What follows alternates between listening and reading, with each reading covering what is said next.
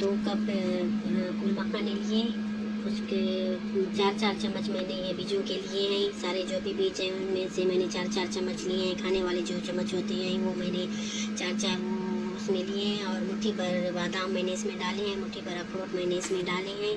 तो फिर ये सारी पंजीरी बनाई है। बिस्मिल्लाहिर्रहमानिर्रहीम, अस्सलाम वालेकुम। तो आज हम बनाएंगे पंजीरी। ये पंजीरी बहुत फ़ायदेमंद होती है, बहुत मुफीद होती है, प्रोटीन से, कैल्शियम से, आयरन से भरी होती है। ये बहुत अच्छी पंजीरी बनती है और ये बहुत फ़ायदेमंद पंजीरी होती है। ये न्यू मदर्स के लिए बहुत अच्छी होती है। जिन बहनों की घुटनों में दर्द होता है, कमर में दर्द होता है, पुट्ठों में दर्द होता है, उनके लिए बहुत फ़ायदेमंद होती है। बच्चों के लिए बहुत फ़ायदेमंद मुफीद होती है और बड़े बुज़ुर्गों के लिए ये बहुत फ़ायदेमंद होती है। बूढ़े, बच्चे, बुज़ुर्ग और जो न्यू जनरेशन है उनके लिए ये बहुत अच्छी होती है। ये सब खा सकते हैं और ये बहुत फ़ायदेमंद होती है, बहुत अच्छी होती है। न्यू मदर्स के लिए ये बहुत अच्छी होती है, उनके लिए बहुत मुफीद होती है, फ़ायदेमंद होती है ये। और ये बालों के लिए बहुत अच्छी होती है, स्किन के लिए बहुत अच्छी होती है। स्किन इससे बहुत ज़्यादा अच्छी हो जाती है, पिगमेंटेशन वगैरह भी इससे चली जाती हैं।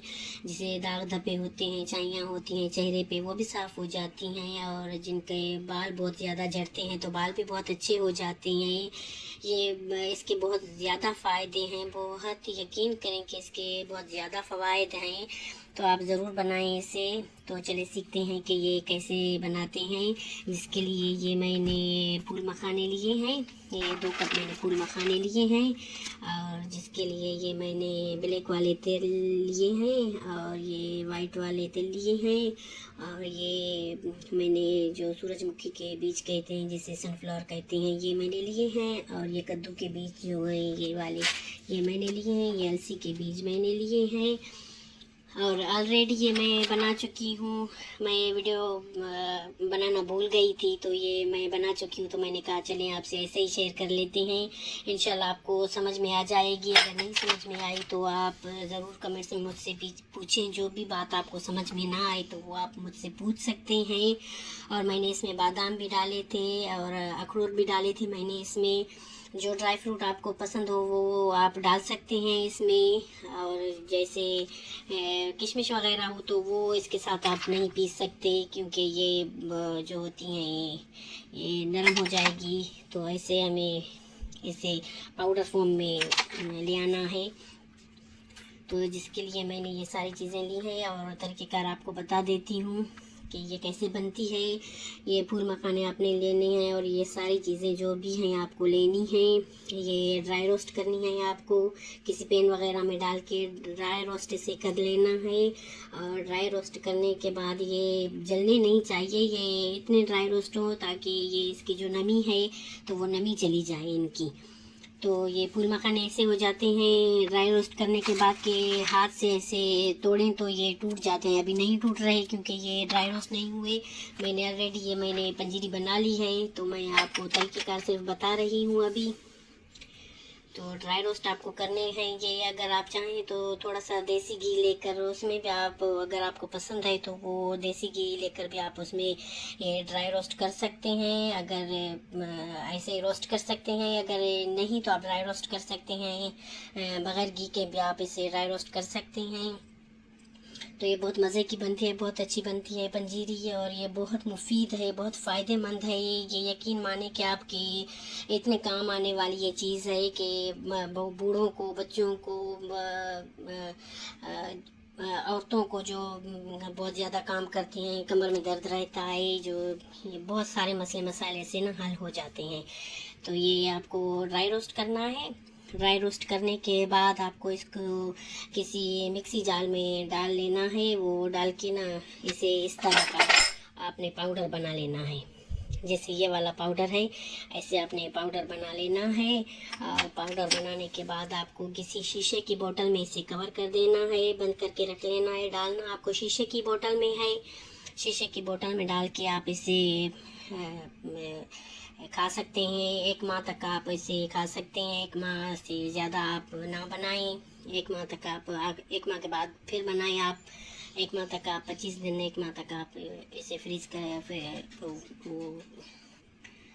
सॉरी मैं फ्रीज कह रही हूँ फ्रीज नहीं, ये आपको एक माह तक ये आपको स्टोर कर लेनी है। ऐसे बोतल में डाल के आपको स्टोर कर लेनी है, तो ये ख़राब नहीं होगी बिल्कुल भी। और इसे अभी हम खाने का तरीका सीख लेते हैं कि कैसे इसे इस्तेमाल करना है। इस्तेमाल का तरीका सीख लेते हैं। तो आपको 1 गिलास दूध का लेना है, वो नीम गर्म होना चाहिए दूध। इसमें उसमें आप 1 ये चम्मच जो पंजीरी है वो डाल लें। 1 चम्मच डाल के आप उसे 10 मिनट तक छोड़ दें कि ये अच्छे से अपना काम कर सके। तो 10 मिनट के बाद आपको वो दूध पी लेना है मिक्स करके। अगर आप चाहें, आपको मीठा पसंद हो, तो उस दूध में आप धागे वाली जो मिश्री होती है वो भी आप उसमें डाल सकते हैं, दूध में डाल लें पीस के। इसके साथ में अंदर इसके साथ नहीं पीस लेनी, वो दूध में मिला के आपको पीनी है अगर आपको मीठा पसंद है तो।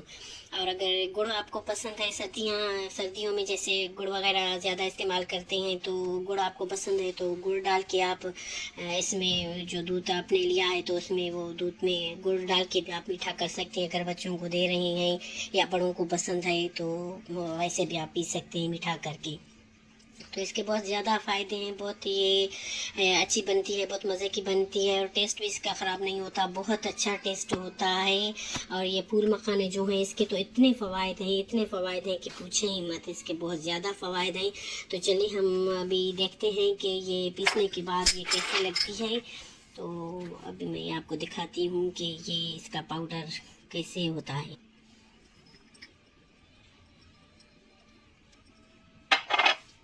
तो देख लें, ये इसका इस तरह का पाउडर होता है। पीसने के बाद ये ऐसे हो जाएगी, ऐसे नज़र आएगी, ये ऐसे ही हो जाएगी पीसने के बाद। ये बहुत अच्छी बनती है, बहुत मज़े की बनती है, बहुत फ़ायदे होते हैं इसके। ये आप ज़रूर बनाएं। अभी तो सर्दियाँ आ रही हैं, तो ये सर्दियों में तो बहुत ही ज़्यादा ये फ़ायदेमंद होती है। तो सर्दियाँ अभी आ रही हैं तो ज़रूर आप लोग बनाएं। और अगर आपको कोई भी बात मेरी समझ में नहीं आई तो प्लीज़ ये कमेंट्स में मुझसे ज़रूर पूछें, मैं आपका रिप्लाई आपको ज़रूर करूँगी, ज़रूर आपको बताऊँगी। और मुझे सपोर्ट करें और मेरे चैनल को प्लीज़ सब्सक्राइब करें, शेयर करें। अगर मेरी वीडियो आपको अच्छी लगती है तो आप मेरी वीडियो को शेयर करें, सब्सक्राइब करें। चलिए, अल्लाह हाफिज़।